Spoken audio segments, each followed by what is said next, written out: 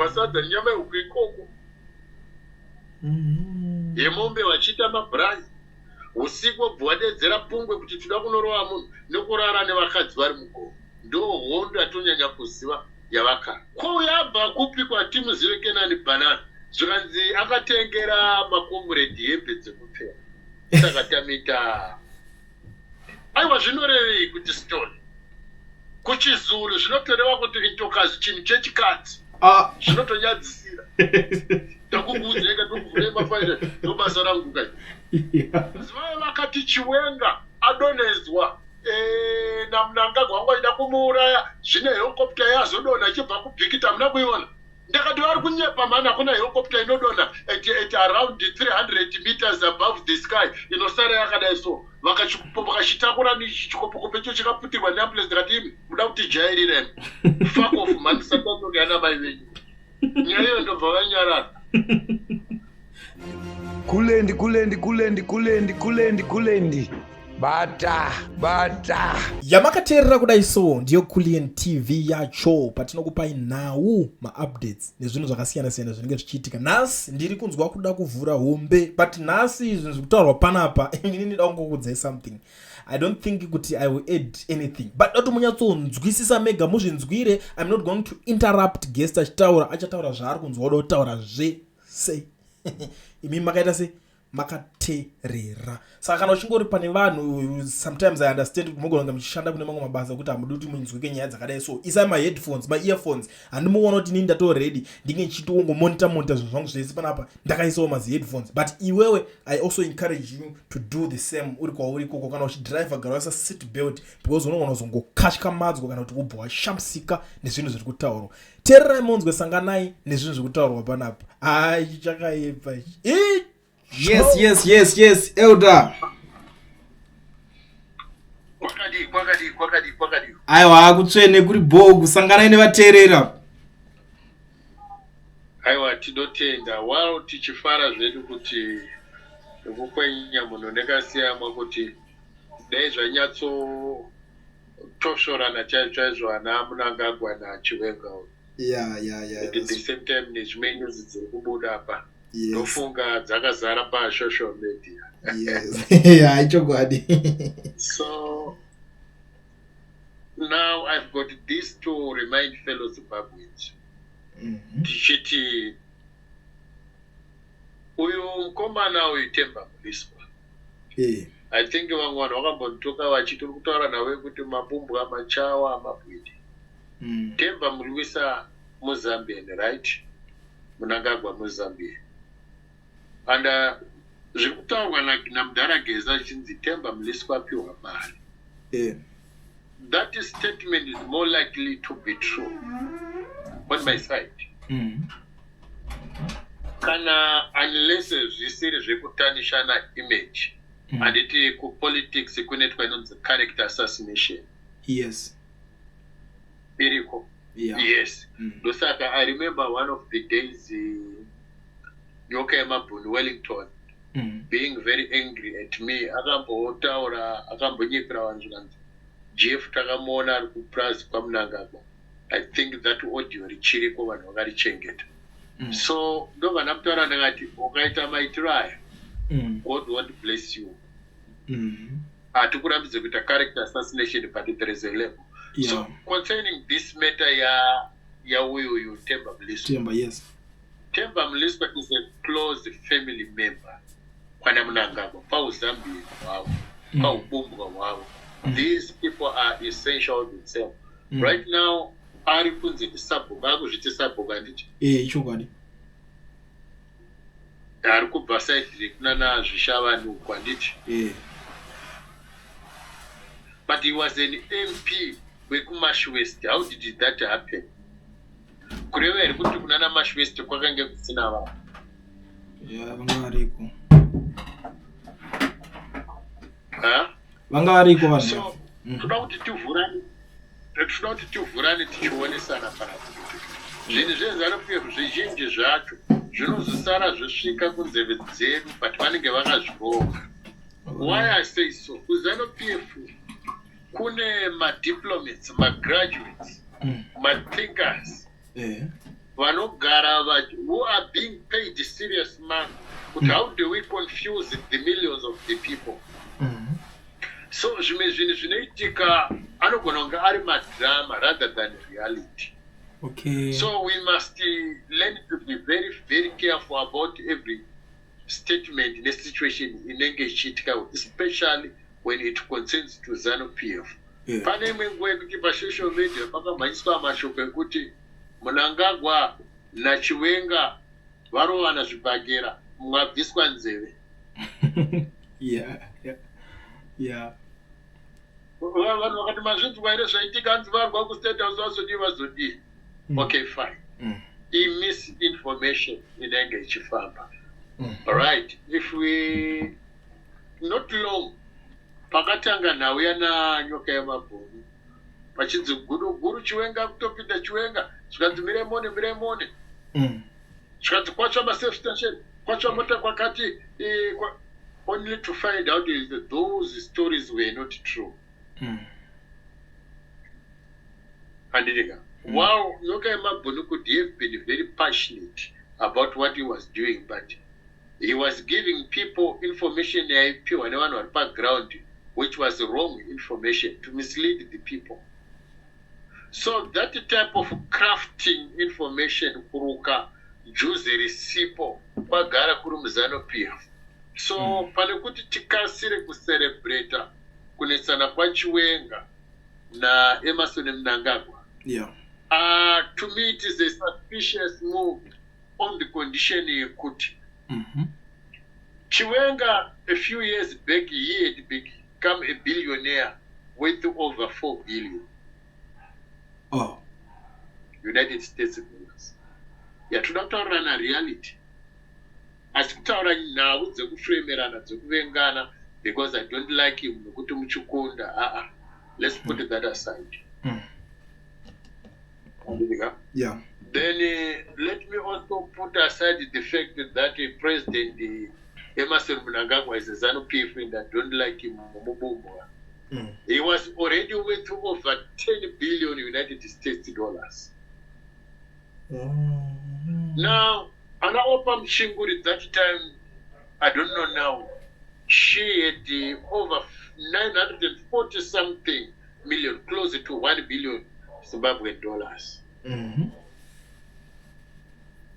This money is very serious. Now, when the history kunyora kwemari yekunana chiadzwa 15 billion, to me that is nothing, considering mari dzakabhadharwa Zimbabwe Defense Forces vana Chiwenga vakatora mari vakagovana pachavo. So let's assume that it is true kuti Chiwenga na Mnangagwa vaburana. Let's assume it is true. Then let's assume that it is true that Mnangagwa is threatening to resign. Then I'll go back kuti Mnangagwa anenge achiziva kuti riwa iri risati ramudzvanya rinotanga kudzvanya Chiwenga. Because how did this guy become a billionaire? Haana kudzidza chaanoziva kuridza pfuti. How did he become a billionaire? Haana investment chaiyo yaanoita. Yes, angataura zvezvigananda kuti anoda kuzvisungisa Chiwenga. I think that is beautiful information. But not long ago, ambuya vake vemukadzi waakasiyana naye pakarambana nemukadzi akaenda kubwero vakanofukunura migomo yegoridhe nemadiamonds yange yakachererwa mumba maambuya vake. Is that not should we consider that he is a man of integrity, Chiwenga? Is he?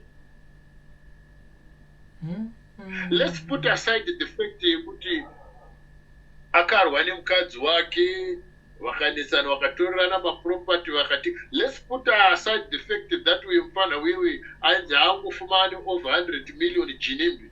Let's put aside the fact that they were connected nana Chiwenga kuti vaita black market. Should we consider him as a man of integrity? Panonetsa. Nokuti toda kuita background check tisati tamhanya kunotenda kuti vari kurovana. Yeah. So if Chiwenga become a billionaire, zvinoreva kuti akagadzirwa mapepa efake ekuti he's doing investment, is getting his money so. Zvichireva kuti ma-legal practitioner nema-advisor ake, Mnangagwa was one of them, which made it a necessity kuti pakudzingwa kwaMnangagwa naMugabe, they had to bring him back for their security. Ndo maonera ndiri. Yeah. Now Mnangagwa anozoti kana achienda, yes, vana vangana vamugangu nanani, but anenge achiziva kuti asvike paari, there is somebody who is more guilty than him. So kuzanu-PF zvavanoita usually, they allow you to commit a crime and protect you, so that in the future they can use you. Yeah. For example, Dara Chinoti Joseph. Yes. Ande murungu vakanyarara. Yes. Yeah. Akarowa munhu nepfuti kuHighfield kumba kwake nebha wake nepfuti akamuuraya. He was anabobvira akaenda kuChitokisi police station. He was never arrested, never been charged, never been to court. Number two, the same Joseph Chinoti kubuyera pama-shopping center. Yeah. Akauraya muridzi weshop, akatora that shop. He was never arrested. Nanasi. Oh. Yeah. Tukutaura inini ndinofarira kutaura zvinhu zviri zviro. Right. Let's put aside the fact that Ndara wedu Geza, vanhu vari kuita Geza revolution so on. Let's put aside the hatred. Ndara Geza kana muchibva paSanyati muchienda uko kunana kuwirana, panonzi Panyimba pakati apa, just across Munyati River. Handiti ndokutaura ini nzvimbo nepazvakaitikira. Ndara Geza vaita maroad block ikoko. Do you know kuti Ndara Geza akabeta MP wekuri Sanyati? Yes, I know that. Yeah. Yes. Ndara Geza vaita maroad block ikoko vachirova vanhu, vachiti tiri ma-ex-combatant isusu, kana usina kadhi zanu-PF papfuuri haugoni kunotengesa kotoni kuAdam Sanyati uko. Ndara Geza akauraya mwana ane 11 years mukomana, mwana wokwaMagetsi. Ndara Geza he was never arrested. Hatatisiye dzemedhans nokuti inenge vanhu vanogona kuti wakuita inonzi character assassination. Vane vai vava nautobuda pachokwa. Ndara Geza vanhu vari kuSanyati uko havadi kumunzwa kana kugoona. Vakatora mombe dzevanhu vachiti vada kuzochinjisa nema-hybrid avari kupiwa neZanu-PF. He was never arrested. Oh. So inini ndinoziva the truth about him. Will I consider him as a man of integrity? Yeah, vanenge vakunetsa futi, yeah. In reality, I didn't. Okay, let's put all these things.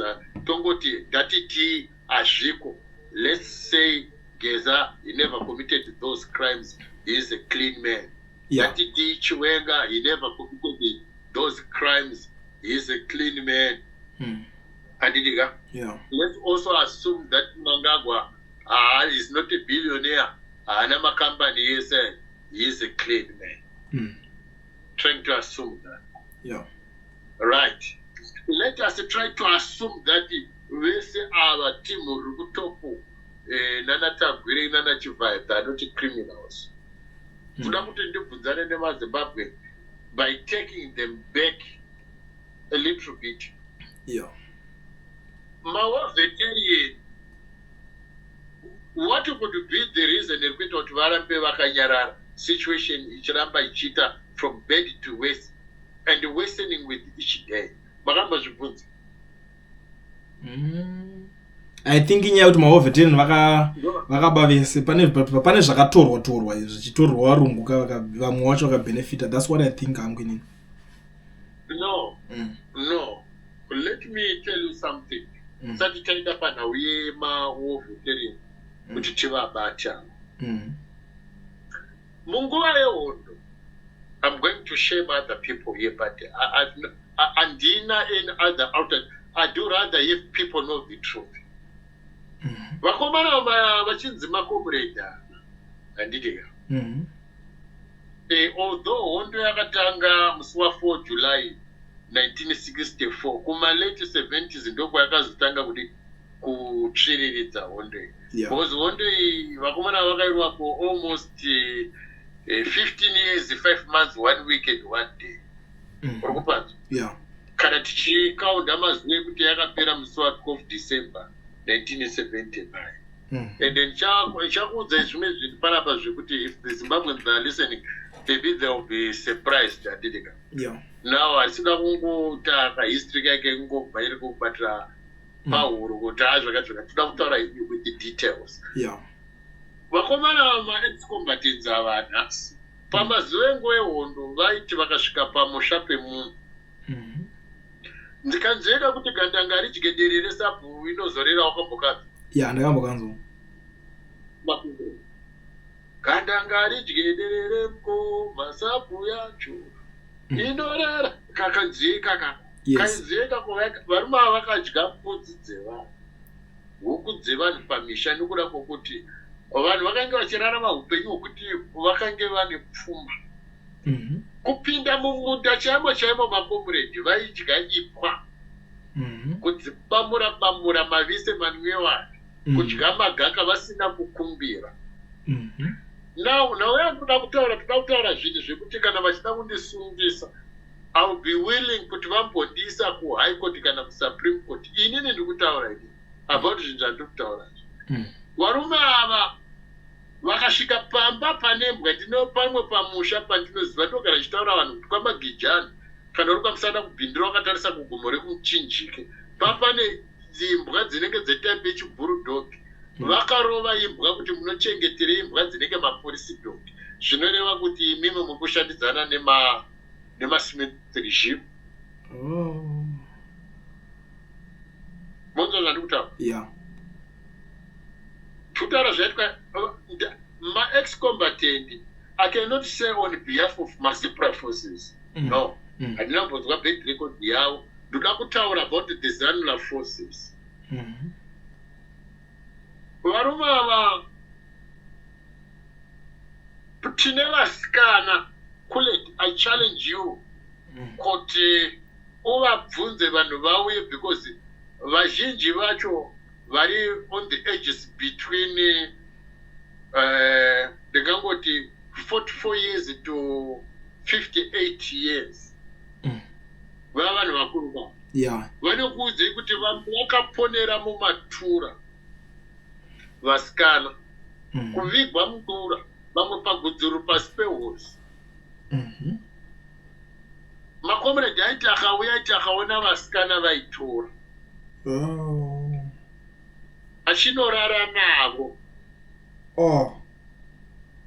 Can you imagine the pain yekurarwa nemunhu wasina kubvira wakaona wasingati? Ndinobva ndataura nezita pana ndichipa example yechiitiko chinozikanwa nemunhu wese for a good reference. Kune mumwe musikana akaberekwa ainzi Enji. Mai vake Enji uyu ndakutaura zvinhu zvinozikanwa pana handiteka. Mai vake vakabvunzwa kuti mwana uyu baba vake ndiani, zvikanzi chainetsa ndechekuti vaindichinjanisa makomrade.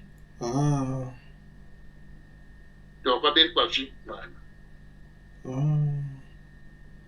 Uri kupanza? Achisi chihure chakaitika, tikutaura how they would rape. Mwana uyu aiterwa nemhepo dzokusaziva kumusha to the point yokuti kucheche kwamakandiwo ndokwakazomanifesta ngozi dzekukomrade iyeyi. Mene kwaanozonzi akazoenda here akazondosvika dzakataura kuti ndobva kwana ndoro kudidi ndovaibva baba wacho wechikomrade, zvakazogadzirwa kwabikwa doro akazorohwa zvake. It's a true story. Kutaura panapa nhau dziri rimu. now kuzimbabwe meme tine vana vakawanda vemakomrade. Kune vamwe vokuti tichikura vazogodza mukomrade, mwana wekomrade obvunza kuti sei mwana wayo achipiwa nickname runzi comrade, zvonzi baba wako vanga ari mukomrade. Vapi vacho they don't know. So my case is that then the most sad part ndekuti vakomana makomrade vaiti vakaona mukadzi akanaka ari wemunhu, they did no respect for a married woman. Vaitora aizve panapa tiri kutaura nacho. I challenge kuti kana zvendiri kutaura zviri zvekunyepa vanhu ndavanyore mucomment section kuti Jeff Judah Usana is the blood liar. Yeah, Max combatant enyaya vatiri kuti maovetereni handidika varume ava vakaparadza mabhizinesi evanhu. Asi urataura zvevarungu vaitorerwa mamombe nekudidi nokuti of course they would say they were fighting against white people. Tutora mabhizinesi evanhu vatini. Kune matrauza ainzi masting kana wakambomanzwa nebhutsu dzainzi mahigh heel vaida kuchena, but vakawanda vari mugomo vachigirwa sadza nenyama yehuku ikoko yemombe vachiita mabhurazi. Usiku wobva wadedzera pungwe kuti tinoda kunorova munhu nekurara nevakadzi vari mugomo. Ndo hondo yatonyanya kuziva yavakadzi. Varwi vehondo chaivo chaivo vazhinji, I think mavhidhiyo achiripo, ndofunga imimi muri pasocial media. Munomaona vana vaimba kuMozambique, vamwe vane maronda. Who died over there? Pachimoyo pakafa over 10,000. Kutembwe kwakafa over 4,000, Temple over 7,000, Kunyadzonya over 4,000, nedzimwe nzvimbo dzakawanda. But then the painful thing ndezvekuti vana vazhinji vakafa panguva yehondo iyi vaitengeswa from within ZANU-PF. Makomrade ndiri kuvachallenge kuti kana ndichitaura zvinhu zvekunyepa ndavataura kuti ndiri kunyepa. Now, hondo iyi yatiri kutaura handiti kuenda panhauya Mnangagwa naChiwenga yavari kunesana nezvigananda. Yes, tikuenda ipapo. Nawe handisi kuita zvekunyepa. Uye kuzano kwatoti zano iripo nhasi, inoti zano dero pawati. Mazanula forces kwakuna naHerbert Chitepo, vana Mudhara Josiah Tongogara, uyu wedu uyu Zvobo, uyu Edison, vana Dabaningi. Aya itimu yange angari makomanda. Vana Edgar Tekeri wese ana Robert Mugabe, vana Solomon Mjuru, vangwari makomanda. Uko kwangomo paMudhara, kwa Mudhara Joshua ngopaiti iye ngomo vachakanga ari komanda. Vana James Chikerema, vana Mudhara Jason mwe angari makomanda vese vana Lookout Masuku nana Debiso Dabengo. Uri kuiona maviri anga yakaita seta. Kusadhye kumazipura forces. Kana vakaitawo izvi zvaitwa nemazanula forces, tichazvinzwa handiti vanhu vapenyu. Then kwangu kwaNickname kwaIan Smith, kwangu nana Peter Wells kana na PK Van D. Bell, mabhunu airova futi nemumwe muBritish ainzi Mick McLeary ane zita rinenge remote car, nana Frank Masao, nevamwe vaifamba vachizvitutumadza so vainzi ana Ronald Red Dale nana Ken Flower. Vaiti ndobva ndarova nendege ndabva ndarova nendege. So panapa tinotaura namafacts. But pakurwa hondo zvatonyatsoziva isusu vanhu vairwa hondo yanga ine magood record yakapushira murungu Ian Smith kuti vaende kuceasefire. Inhau yekuti makomana vezipura forces vairwa hondo. Saka muchimbonzwa sinzi rimwe zindege reRhodesian Air Force rainzi Honyani, flight 825 yakarohwa nevakomana vemazipura forces. I think it was muna September 3 September 1978. Yairova Victoria Falls yopinda muKariba yobva yaenda kuHarare. Yanga ine 52 passengers yakarohwa nevakomana. Ndofunga nguva vari kumaarea kunana Makuti here somewhere kana kuti munana Mapinga. Right. Ndobva yairova pa 52 iyo ndege iyoyo pakasevhevha vadi 8 vamwe vanenge vakangwanotsvaga mvura yekunwa here kana kuti vacho vakanga vamwe vakarohwa 15 epfuti. So hondo yainyatsorwiwa nemazebra forces yaoneka because some 5 months later futi handirika I think wanga muna around February 12 February vakabvarova futi imwe zitege futi 82.7 yanga ine vanhu about 55 passenger hapana akadonha. Nezvombo zvacho zvinotozikana zvakatoshandiswa kuti haja zviri zvekusoviet masurface to air missiles Trera 2 yekurussia kuti ivo vakashandisa kurova ndege ndobva vakazoti kwatakuenda kamabhunu akachema kati iwe Smith wakutourayisa iwe dedzera ceasefire handirika. Ndosaka ana Mugabe wakazoenda kupi uko kuLancaster House uko mugore ra1979 naika vaenda ikoko wakanoita September October November muna December. Now maBritish handiti munoziva kuti akanga ati iyo isusu tichatumira nyika dzedu dzeCommonwealth kuya kuzoita supervise maelections ekuZimbabwe, but nyika dzeCommonwealth hakuna kuuya. Britain ndo yakasupervise maelections. Ndikudzwi? Yeah. Ndosaka vakatakura kamaballot box ese nemapepa ese maelections a1980 wozano pepa inambobvira yakawina.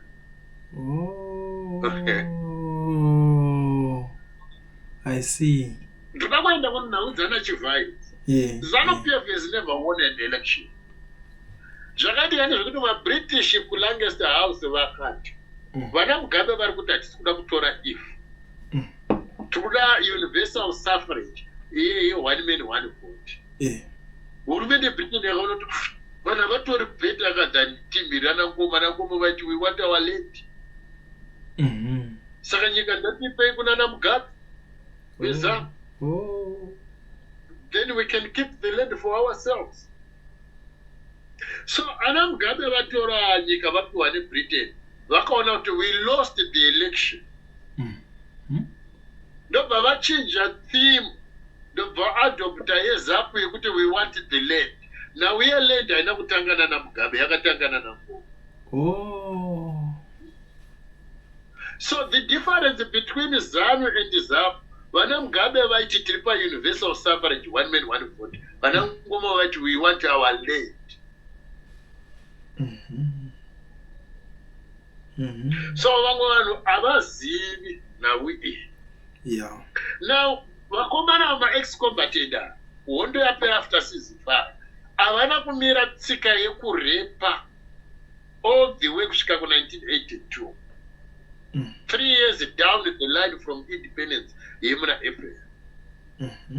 Ndosaka kwaiti munhu wakashayikwa kucelebration yeindependence kwai vanhu vakapondwa vakawanda, vamwe vakabviswa nzeve maziso, vamwe vakaremara nenhau yekuti watadza iwewe kuenda kunocerebrata independence munyika yacho iri kunzi Zimbabwe yasununguka. Murunzo zvandikutaura izvi? Now that time Mnangagwa was the Minister of State Security. Yes. Murumba? Right.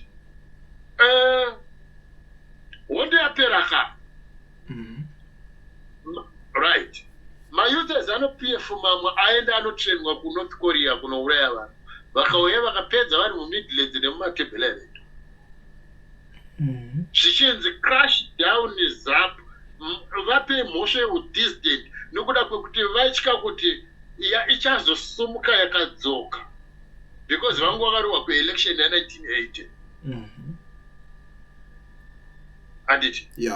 Now nokuda kwekuti ZANU-PF yakaluza the election ya1980 ndakabvunza vanhu, bvunzai ma-ex-combatant maveteran kuti Kanani Banana akazobvepi kuti aite the first ceremonial president of Zimbabwe Mugabe prime minister. Akabvepi Kanani Banana? He was not a member of ZANU or ZANU forces. How did he become the first president in 1980 of Zimbabwe? He was appointed by the British to represent my British interest. Because I want to win. ya ndakuona manje ya makuzoona manje ya so Mugabe akabvunzwa nevamwe zvikanzi ko yabva kupi kwatimuzive Kenani Banana zvikanzi akatengera makomuredi hembe dzekupfeka saka tamita akabvunzwa mubvunzo wekuti was not ready to answer zvikandosaka tamita president kutengera munhu hembe kunoitisa munhu kuti apointwe president. Does it make sense? That was very stupid. Aiwa kanini I'm challenging makomrade vauye kapa pakule TV apa nevezanu-PF vanofungidzwa kuti vanoisa kanyika kaendoka ndoziva zviri stable. Yeah, that's Estiri dzese saka ndiri kuti ini vana Chiwenga vabenefita nevakadzi vavo nana Tungwara nanani vese vanana Mahiya uyu Mahiya uyu vamunoti Mahiya haasi muZimbabwe wamunoti mukomrade Mahiya ane musoro une nhikiri une makisi dondoro musoro ane maziso anenge ari panhikiri napari flat pamesa papahuma ane mhuni akakuba is not a Zimbabwean Mahiya. He was a rapist, I rape vakadzi vevanhu pane pamakabvunzwa kuti akasuka aiwa kati kubvunza hapana ndewekupi wewe ndewekupi mabhurandi aya akamabumbu aya maZambia ivo muri kuti mune rudzi navo here dei vanga vari vamwe venyu vakuitire utsinye here maitiro avari kuita kuti nyika igot fucked up vachichema vachitora mari chete.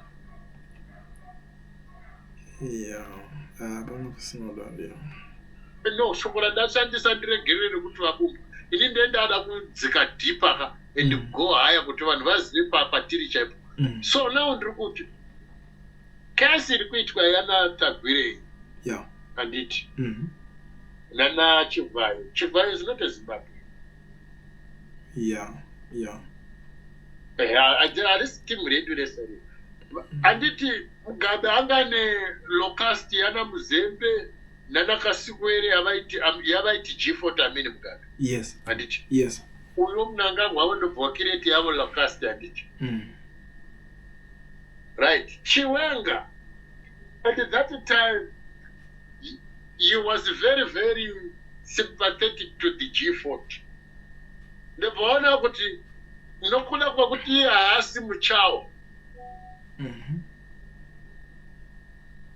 akatanga kuita matendencies ekuita act against zvikanzi ngatishandisei iyi.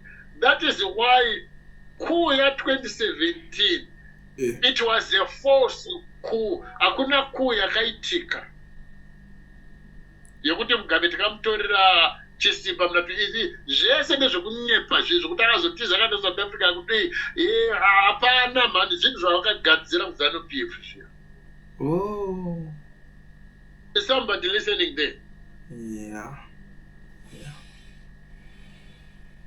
Kana dai kwanga kwakaitika coup handitika iri real ati makanzwa chinzwa kwakati kwamatsaga emari mamiliyoni emari kumba kwakati kwati mari yakaendepi adambendiswa kureserve bank. I don't want that thing was planned. Atina kumboona mavideo kana mapicture ematsaga emari pamwe imi munogona kunge makaita laki maningi kudarika isusu makamaona matsaga emari achiburiswa paTV. Alright, vanhu vacho vaiti they were the criminals around the president. Kune one here akasuka hapana kana one. Ndio zvandiri kutaura kuti it was an inside job to deceive the masses.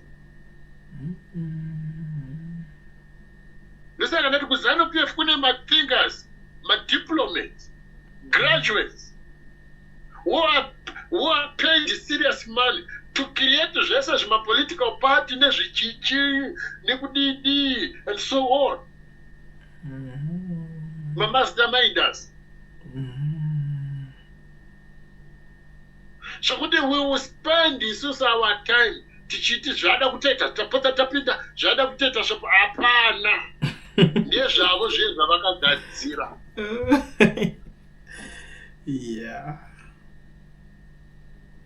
Yes, motikari vanotenga, yes, mari vanopanana, yes, zvese izvi zviri real, but iwo chavasingade kuti chizikanwe ndechekuti havadi kuzikanwa kuti all these mahubwe ese kutambisa vanhu ndivo vari kuzviita.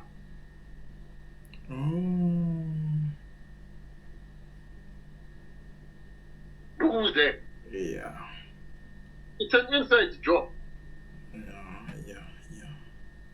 Themba Muliswa akashanda kuBritain nasisi vake vachinzi ma-state CIOs vari kuintelligence zvazviri zveukama izvi.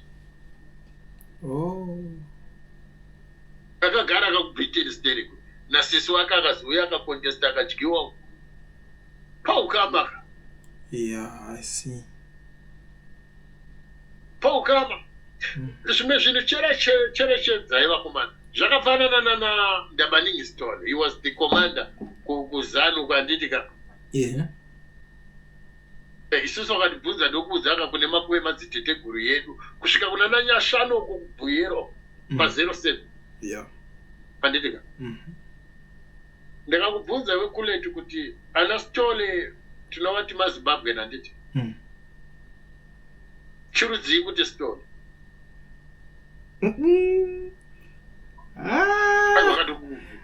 chisi chiZimbabwe chandongoza choti achisi Zimbabwe but handizivi ndevekupi manje. Achisi even chiMozambique and Maswati. They are fucking Swati, those guys. Aiwa zvinorevei kuti Stone kuchiZulu zvinotoreva kuti intokazi chinhu chechikadzi zvinotonyadzisira. Ndakukuudzeka ndokuvhura mafaira ndobasa rangu kai.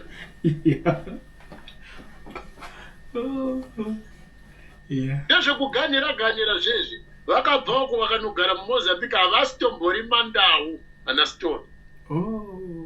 Ndada kutaura dhipa. Vamwe vachanotonyepa vachitoti tisana moyo chirandu kudida aiwa ndezvefojari zvezvi zvinongoitwa nemamwe mabhradhi anogona kufojari anogona kuita fojari.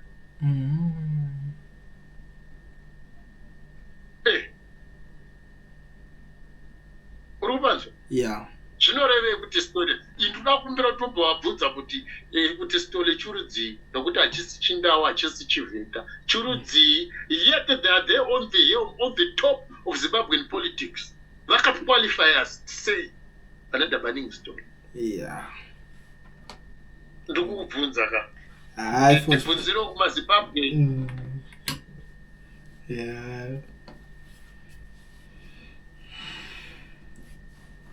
So ukaona cluster yakuti vana Stole maSwati, vana Mugabe machawa, vana Mnangagwa machawa.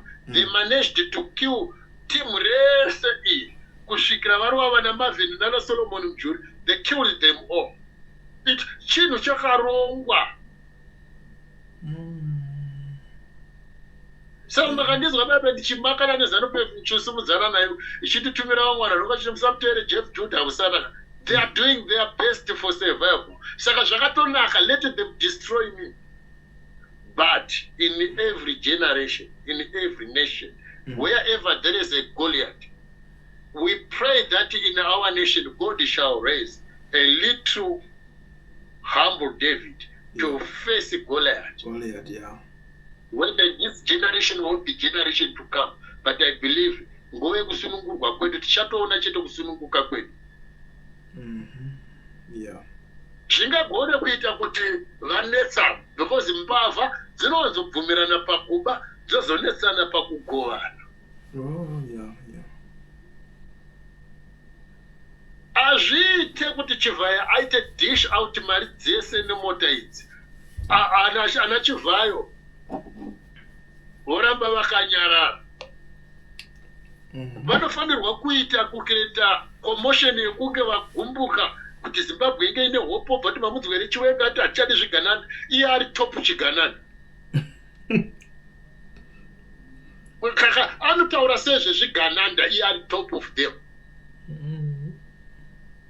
Chigananda ndiani because he is one of them.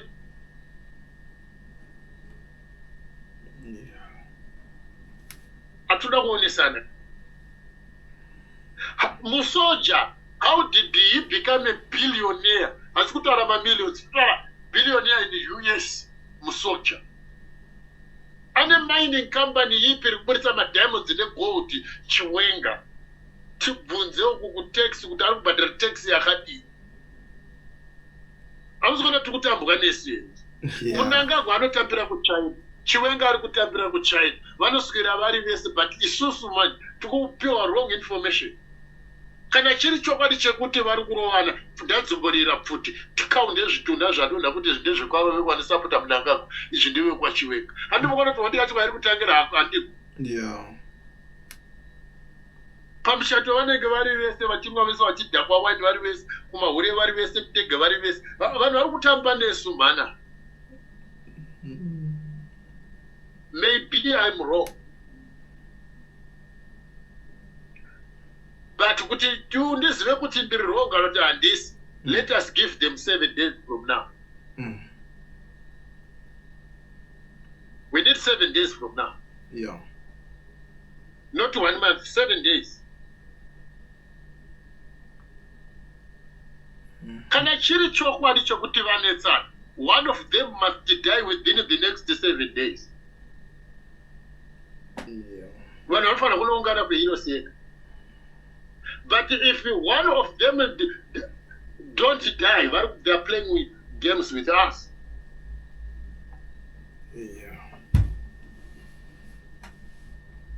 That is my final message. Yeah. It's profound. Hapana pekuti vanogorasana vana. Azviite kunyepa. Hapana kokuti Chiwenga angamukire Chivhaina Tagwirei. Because Tagwirei paanotora mari anotengesa imwe share kuna Chiwenga. Chivhaina paanotora imwe mari anotengesa imwe mari kuna Chiwenga naMunangagwa nevana vake. They are always sharing. Azviko mani zvokuti vanhu vari kupandukirana azviko izvo. That is nonsense.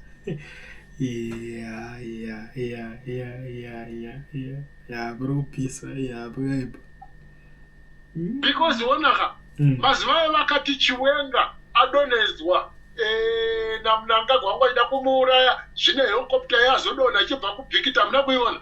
Ndakati vari kunyepa mani hakuna helicopter inodonha at around 300 meters above the sky inosara yakadai so. Vakachitakura nechikopokopo icho chikaputirwa neambulance ndakati muda kuti jairire.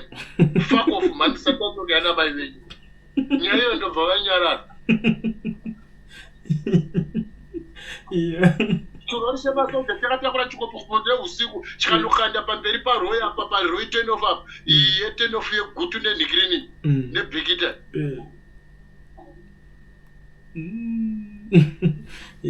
Zvinaro shuwa. Ande chikopokopo chacho vakachikanda muside meroad. Handiri kuona kundofa kuti vatonga rutaura nevanhu vakafa brand mabarats. Instead yekuti helicopter yakadonhera mumakomo yakapararira imomo. Vataura zvinhu zvekuti vangotaura vanhu vanopenga. That's why I don't like Zanu-PF. Soro mavo mune matudzo. Vanofungira vamwani kuti isusu hatina brand dzinoona nekufunga. Ndatingodai soso. Vanhu vose vatoti Chiwenga apukunyuka azinga adidi angada kurava nemunaka neholocaust.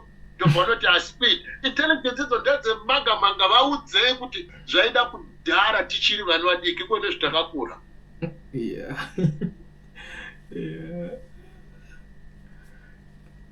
Ndisaka vaifaitira kakontrol media kuti munhu ndaaverenge chete newspaper hakuna mumwe munhu anofanira kunge ane private TV vanhu ngavanzwe ZBC because they want to hide something. Sezvavaita pamazuva ekuti vaibva varidza zvimangoma zvekududududu vamutungamiri wenyika president prime minister Robert Mugabe adididu vachiuraya vanhu padhuze pabhuluwaya vachirepa vakadzana Munangagwa. The very Munangagwa nawe amunonzwa kuti ane vana vakawanda. Vana vamunonzwa ava vashoma kove vakadzi vemandevere vaakakwira kubhuluwayo. Vese vakadzi vaikwira kubhuluwayo vakasvodza tivabvudze mandevere.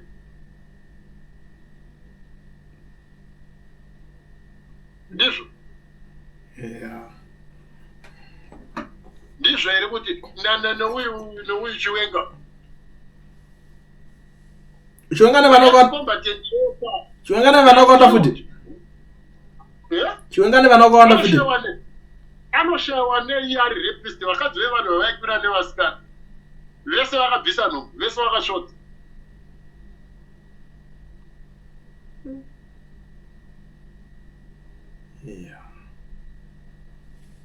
Paparekodi apa tokwanisa kuziva kuti vezipra vakarova ndege yakati nendege yakati pakafanirwa wakati free nenhamba which fleet nhamba indege even henzi yakarohwa nana Joyce Mujuru chinzairova futi ndege yacho yake sina nhamba kuripoti yeGrodisha vose tokwanisa kutaura kuti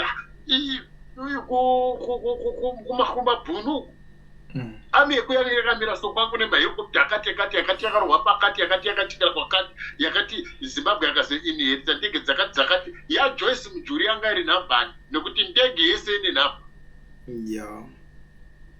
Makamboizwa kwete vati vakazitanga kufumburana nebhaka kuti zvazviri zvekunyepa ndege yacho futi yacho yairova yanga iri pakati pemakuru nanaopa muchingura kuti akadonhedzera mukati pamusojo pakati pemakumbo obva tivadonhedza ndege. ZANU-PF ndeyemakuhwa nemanyepo nechihure nekuponda nekutengesana haigone kuita zvinhu zvinopfuura ipapo. So if you hear anything from within the circles of ZANU-PF, don't trust them. Kunyangwe chikave chokwadi, don't trust them because their intentions, they are meant to deceive the people. They are very deceptive. Saka takutongomirira hedu kuti tinzwe kuti chokwadi kana chiri chokwadi, one of them must die within 7 days. Kwete zvokuti anotovaititaura zvezvokuti anze ndobva aisirwa ice cream poison muice cream ndokubva adi zvese zvazviri zvekunyepa obva nderi tumagirinda ndoputisirana kubhuruwa pati apaswa nikirinauraiwa aputisirwa girinda zvekunyepa bhombo raputi zvese zvauda zvekunyepa vachigutsira mazidzore nemazisaka vana munangagwa shiti dzevanhu vanotigumbura politics dzavo dzakadhakwa kusvika pakupedzesera. Vaudzei ava ndinini mamasikobatendika kuchallenge inesikobatendika tivataure kuti kana inini am willing inini kuti kana vachida ndevabhondisungisa ndedza kuhigh court then ndobva kuno kuSouth Africa kandoudza Zimbabwe kuti ndakuenda nezANU-PF kuhigh court muone kuti hatiisumudze nyika yese kuenda pahigh court vanomutiza muye mabumbwana. Ndakaise doketi rangu kuhigh court kana kuSupreme Court ndisimuke ndiuyo muone kuti handiende ndiri kuchallenge ZANU-PF kuti ndanyore docket against Vorisapa Herald kuti ivo Jeff Judah usana huya musi wakati muone kuti handiende. I'm challenging them.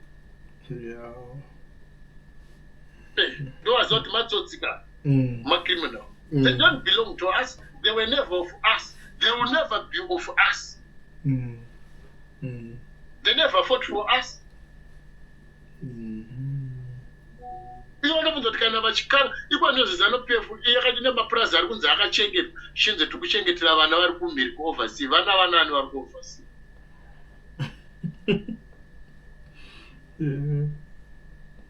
Vachitadza kurangarira vana nehama vevanhu vakafira kuMozambique vada kurangarira vana vanani vari kuoverseas vasina kurwa hondo vakarwa hondo vakafira kuMozambique vano vakanganwawo unoona kuti vakutamba nesi. Thank you so much. Alright, iribo Elder, iribo.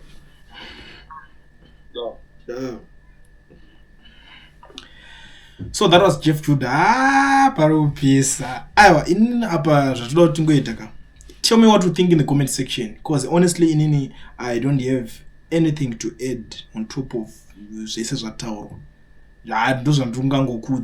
But before I disappear and ndabva pana padangozivisa vanhu vese kuti kana uchingori muSouth Africa uchido registerwa company ubvavhurwa FNB business account usina work permit kana start permit pane company inonzi Education Research ndiyo inoita basa iroro inokwanisa kukuregistera uri kwauri koko ivo vari kwavari zvaunongoita iwe kungotora namba dzavo wotaura navo ipapapo ndondowari musanyanyo zvidya moyo because iri kutungamirirwa nemuzimbabwe ndiye ari kukwanisa kuitira vanhu zvinhu izvozvo, ndiye akavhura that door maopportunities iwayo. Shamwari, vanhu vatone mabank account, mabusiness account muSouth Africa, vanhu vatone makambani akaregistrwa, ivasitorina mapermit because of this company nonzi education research. Kana une something like that, une problem ida kubatsirwa, uchida kubatsirwa nezvinhu izvozvo, contact them on the numbers that are showing on the screen. It's not for free, zvakachipa zvazvo, but kaprice kacho ka small, very reliable and affordable. Garai mavabata mutaure navo vakuitirei papa.